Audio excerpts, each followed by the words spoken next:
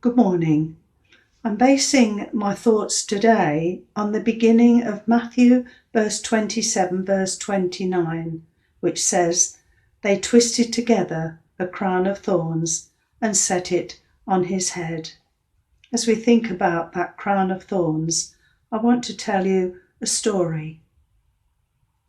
Who made the crown of thorns? What kind of person was it? Whoever it was certainly had torn, bleeding hands for their effort. As I try to visualize the event, I seem to become part of the faceless humanity being swept along the road to Calvary. The people in the mob impatiently pushed and jostled one another for position. It was a hot, sultry day. The air, so heavy and still, made it hard to breathe. Long flowing robes billowed and flapped against sticky ankles. Small puffs of dust kicked up by shuffling sandals blew across the road. Children clinging to nervous, frightened, weeping women were pushed and swept along with the throng. The staccato yapping of a mongrel dog darting in and out through the crowd, and angry shouts of "Crucify him! Crucify him!" rose above the din. Love, hate, compassion and violence intermingled along the road to Golgotha. Now and then the crowd parted and I caught a glimpse of Jesus plodding along, staggering and falling under the weight of the heavy cross. A crown of thorns on his head. Blood streamed down his tortured face. Again I questioned, who made the crown of thorns?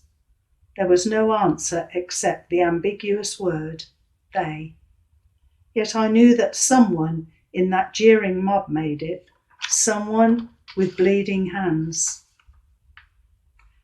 I have been asked to make the crown of thorns for the altar this year. The crown I was making was finished and I quit daydreaming. I looked at my bleeding hands and what they had made. My hands, which for years have made hundreds of beautiful floral arrangements for the altar at the church, had just made one of the most diabolical symbols of cruelty and torture that I could imagine. Later at the church, I built up the centre of the altar and draped it with royal purple velvet. I placed the crown of thorns on top, displaying it as a royal diadem might be exhibited for all to see. One dagger-like thorn in front dug deep into the velvet. It was an awesome sight. The vicar came in.